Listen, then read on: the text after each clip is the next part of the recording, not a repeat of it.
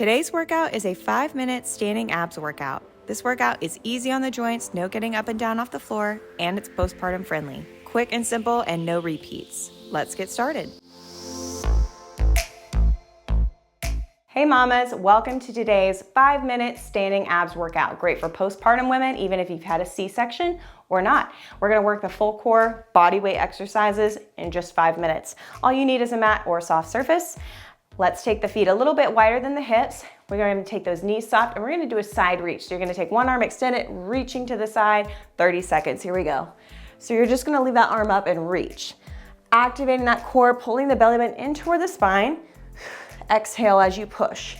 Think about pushing away a wall, shutting your kid's door firmly but not too firm, and engaging that core by putting your ribs toward your hips, keeping that belly button toward the spine. That's gonna engage that deep core and pelvic floor.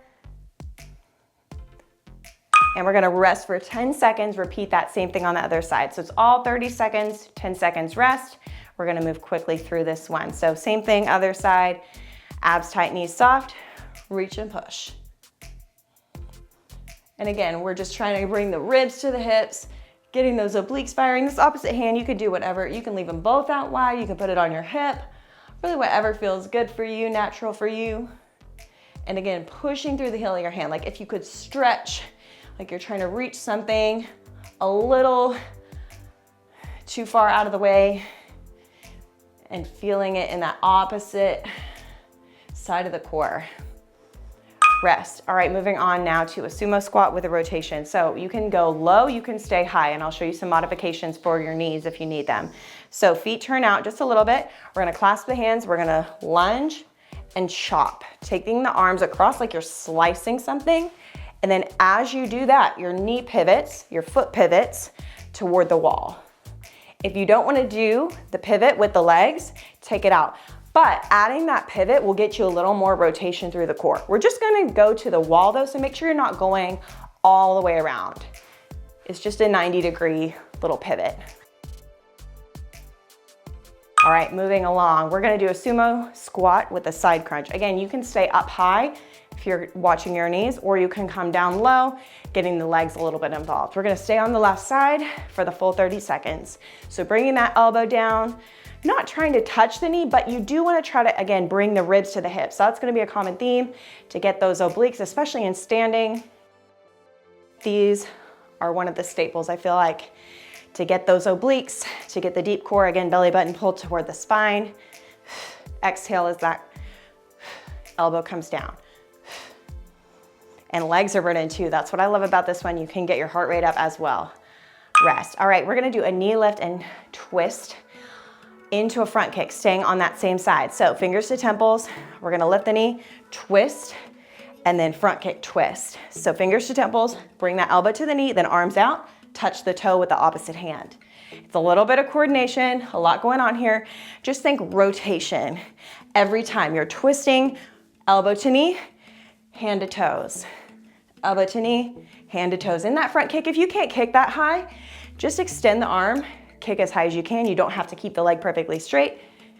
Same thing with that elbow to knee. If you can't quite touch that elbow to knee, no big deal at all. All right, we're gonna do a single leg hinge. So it's like a single leg deadlift. We're gonna stay, again, on that same side.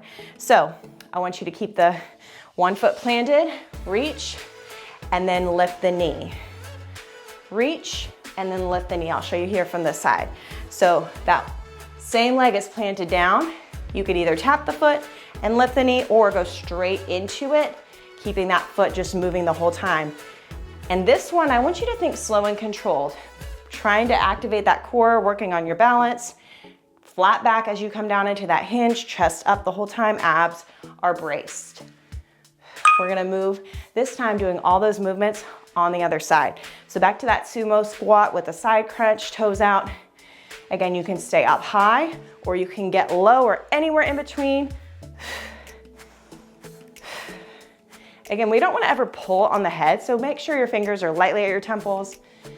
And I feel like just the visual of bringing the ribs to the hips is more natural with the hands here.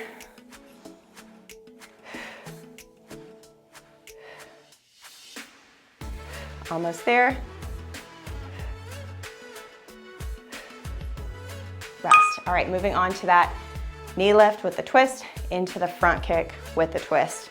Lots of twists, but don't worry, if you're just rotating, lifting a leg, it's all good.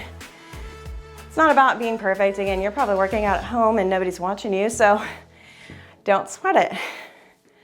I get messed up too when I make this stuff up, so. I like to take that opposite hand right here, reach it back. I feel like that helps me get a little more rotation into those obliques. And again, exhale as you crunch, as you kick. Kicking as high as you can. If you can't reach that toe, no big deal.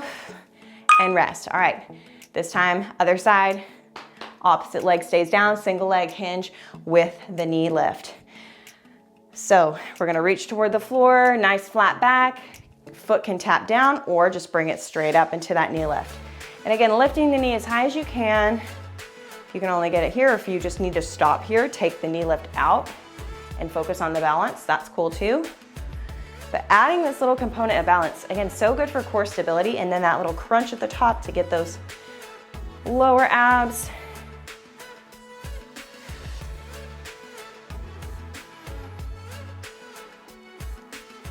All right, there we have it. It's been 5 minutes, can you believe it?